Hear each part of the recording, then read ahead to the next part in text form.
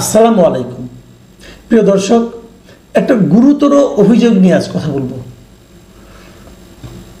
একজন সাবেক সচিব এবং তিনি অফিসার্স ক্লাবের একজন গুরুত্বপূর্ণ ব্যক্তি, মানে বর্তমানে যে অফিসার্স ক্লাব আছে তার সাধারণ সম্পাদক এবং একই সঙ্গে বৈষম্য বিরোধী কর্মচারী ঐক্য ফোরামের সভাপতি এবং তাছাড়াও বিএনপি চেয়ারপারসন খালেদা জিয়ার একান্ত সচিব। ওনার নাম হচ্ছে ABM আব্দুস সাত্তার। উনি এই গুরুতর অভিযোগটা উত্থাপন করেছেন।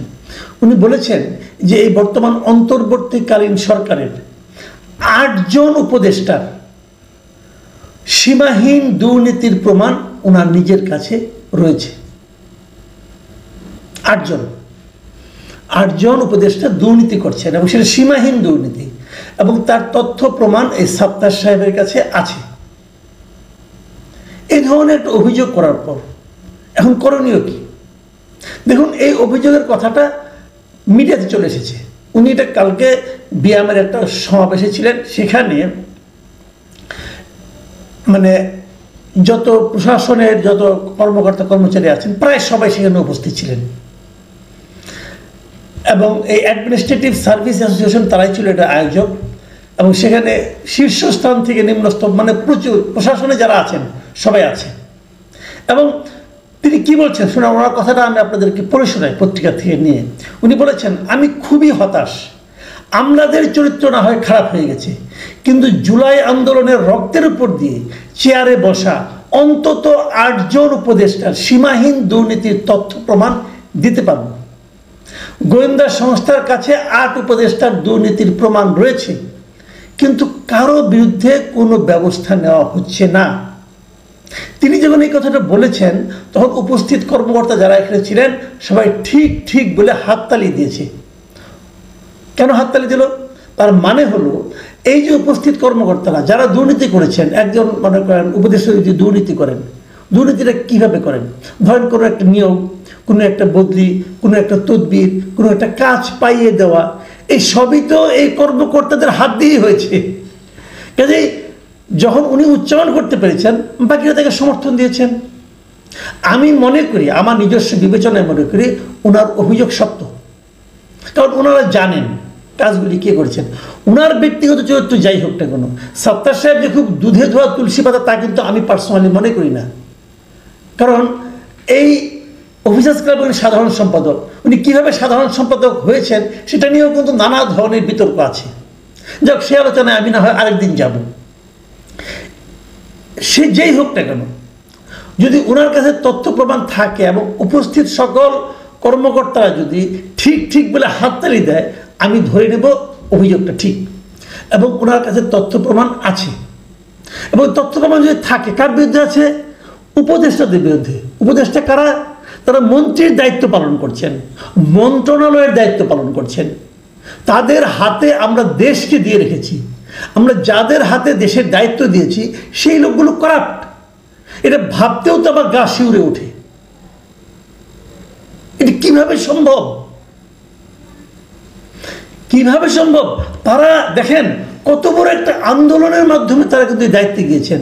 আমি বারবার বলে এসেছি, শুরুর থেকে বলছি যে যাদের নিয়ে উপদেষ্টা পরিষদ গঠন করা হয়েছে এই লোকগুলোকে আমি ম্যাক্সিমাম লোকগুলিকে, 2-1 জন বাদ দিয়ে আমি ম্যাক্সিমাম লোককে যোগ্য মনে করি না। এটা আমি শুরুর থেকে বলতাম। আবার পাশাপাশি আস্তে আস্তে এটাও বলতাম সম্ভবত লোকগুলি সৎ। এখন দেখা গেল আমিও জানি না, আমিও ভুল জানি। আমি অবশ্য শেষ দিকে 2-1 জন উপদেষ্টার অসততার কথাও বলতাম শেষ দিকে, কিন্তু উনি তো 2-1 জন কথা বলেন নাই, গুনে গুনে 8 জনের কথা বলেছেন। তাহলে এই 8 জনকে থাকবে? এই 8 জনকে কন্টিনিউ করবে? যদি কন্টিনিউ করে, এর মধ্যে যা দুর্নীতি তারা করেছে আরো দুর্নীতি করার সুযোগ তাদেরকে আমরা দেব? কোন 8 জন? উনি নাম বলেন নাই। তাহলে আমি তো সবাইকে এখন তোমার আমরা সবাইকে সন্দেহের চোখে তাকাবো। হয় ওনাকে নাম বলতে হবে। আমি মনে করি সরকারের উচিত হবে, দুদকের উচিত হবে যে সাত্তার সাহেবকে জিজ্ঞাসা করা হবে কোন 8 জন, এবং সেই তথ্য প্রমাণগুলো আমাদেরকে দিন এবং আমরা সেইগুলোর আলোকে তাদের বিরুদ্ধে অ্যাকশনে যাই। ডক্টর ইউনূস সাহেবের উচিত হবে সাত্তার সাহেবকে ডেকে জিজ্ঞাসা করা, ভাই তথ্য প্রমাণগুলো আমাদেরকে দিন, আমি সেই আলোকে এগুলোর বিরুদ্ধে অ্যাকশনে যাই। যদি না দেন, যদি না চান, যদি দুদক না চায়, ডক্টর ইউনূস জানতে না চায়, তাহলে কিন্তু এই দুর্নীতির দায় কিন্তু দুদককেও নিতে হবে, ডক্টর ইউনূসকেও নিতে হবে। কি দায়? প্রশ্রয় দেওয়ার দায়। তার মানে কি ডক্টর ইউনূস এদেরকে প্রশ্রয় দিচ্ছেন? আমি জানি না এই 8 জনের মধ্যে ডক্টর ইউনূসের নামও আছে কিনা, আমি বলতে পারবো না। আমি এখন সন্দেহ সবাই কি করবো। যতক্ষণ পর্যন্ত এই 8 জনের বিরুদ্ধে অ্যাকশন নেওয়া না হবে, যতক্ষণ পর্যন্ত এই 8 জনের নাম প্রকাশ করা না হবে, ততক্ষণ পর্যন্ত আমি সকল উপদেষ্টাকে মনে করব যে সেই 8 জনের মধ্যে আছে। এবং আমি জনগণকে মনে করি, জনগণও তাই মনে করবে। এখন বিষয়টা কিন্তু একদম ওনাদের কোর্টে যেয়ে চলে গেল। কি করবেন ওনারা? ওনাদেরকে ভালো মনে করে, ওনারা কিন্তু জনগণের ম্যান্ডেট নিয়ে আসেন নাই, ওনাদেরকে ভালো মনে করে দায়িত্ব দেওয়া হয়েছিল। এবং সেই ভালো মনে করা দেওয়া দায়িত্বের তারা যে এমনভাবে অপব্যবহার করবেন, এটা আমরা কেন ভাববো? কি যখন আমরা প্রমাণ পেলাম, তথ্য প্রমাণ আছে বলে একজন দাবি করলেন, তখন কিন্তু আমরা আতঙ্কিত বোধ করছি এবং আমরা এটা একটা কড়া সুবিচার চাই। এই সুবিচার কি ডক্টর ইউনূসের সরকার অথবা দেশের স্বাধীন প্রতিষ্ঠান দুদক করবেন? দুদকের কি সে মেরুদণ্ড আছে? নাকি দুদক খেলে কিছু ল্যাংরা আতুরকে ধরে এনে বাহাদুরি নেবেন? নাকি দুদক সরকারের রাজনৈতিক প্রতিহিংসা চরিতার্থ করার হাতিয়ার হিসেবে ব্যবহৃত হতে থাকবেন? এই জিনিসটা আমরা জানতে চাই। দুদকের স্বতঃপ্রণোদিত হয়ে সত্তার সাহেবের সঙ্গে যোগাযোগ করা উচিত। সত্তার সাহেব আরেকটা অভিযোগ তুলেছেন।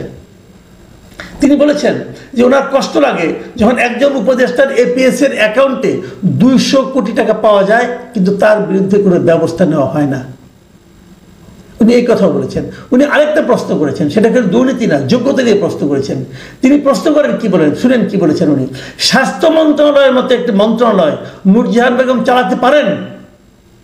স্থানীয় সরকার মন্ত্রণালয় এবং যুব ও ক্রীড়া মন্ত্রণালয়ের মতো দুটি গুরুত্বপূর্ণ মন্ত্রণালয় একজন অনভিজ্ঞ উপদেষ্টা দিয়ে চালানো ঠিক হচ্ছে? দেখুন, এই দুইটা প্রশ্ন কিন্তু আমি শুরু থেকেই করে আসছি। আমি ছোট মানুষ, আমার কথা গুরুত্ব কেউ দেয়নি, কিন্তু আমি কিন্তু শুরু থেকেই এই প্রশ্নগুলো করছি। যে কোনো প্রশ্ন আমি করছি তার মধ্যে এই দুইটা প্রশ্ন আছে যে কে নূরজাহান বেগম, স্বাস্থ্য খাতকে উপলব্ধি করার জন্য ওনার মধ্যে কি অভিজ্ঞতা আছে, কি যোগ্যতা আছে। তারও চেয়ে বড় কথা, গত 1 বছরে উনি কি দেখাতে পেরেছেন? জিরো। আসিফ মাহমুদ সজীব ভুঁইয়া উনি কি করছেন, কি দেখাচ্ছেন? উনি কোন বিবেচনায় একজন মেয়র নির্বাচিত করলেন যে ঢাকা উত্তরের জন্য, যার বিরুদ্ধে হিজবুত তাহরিরের সঙ্গে তার সংশ্লিষ্টতার অভিযোগ আছে, তথ্য প্রমাণ পাওয়া গেছে, তাকে উনি নিয়োগ করলেন কোন বিবেচনায়? ওনার কি যোগ্যতার বিবেচনায় উনি করলেন? ওনার কেন মনে হলো, ওনার ইচ্ছা হলো আর হয়ে গেল? এটা কোনো রাজত্ব নাকি? উনি চাইলেই সব করতে পারেন? উনি চাইলে আর হয়ে গেল? এটা হয় না। একে নিয়ম নীতি লাগে। যাকে নিয়োগ করেছেন ওনার কি কোনো ধরনের এই ধরনের প্রশাসনিক অভিজ্ঞতা আছে? নেই। আমরা শুনেছি উনি অন্য একজন উপদেষ্টার কাজিন হন এবং এটাই তার যোগ্যতা। ভাই, এই দেশটা কি আমি আর মামুদের নাকি? কি ভাই, কি শুরু হয়েছে দেশে? এরা দণ্ডমুণ্ডের কর্তা হয়ে গেছে। আবার উনি কি করলেন, দক্ষিণে মেয়র যিনি নির্বাচিত হয়েছিলেন বলে আদালত রায় দিয়েছে, তাকে শপথ দিতে দিলেন না। এই হলো তার গোয়ার্তমি। তাকে এই সত্তার সাহেব অযোগ্য হিসাবে কিন্তু বলেছেন, ইঙ্গিত করেছেন। আমি জানি না এই সমস্ত বিষয় ডক্টর ইউনূসকে স্পর্শ করে কিনা, বাট করা উচিত, করা উচিত। কেবল যদি এগুলো স্পর্শ করে, যদি উনি অ্যাকশনে যেতে পারেন, তাহলে প্রমাণিত হবে যে ওনারও যোগ্যতা আছে। নতুবা উনি মেরুদণ্ডহীন, অযোগ্য, অথর্ব একজন প্রধান উপদেষ্টা হিসাবে ইতিহাসের কাছে বিবেচিত হবেন।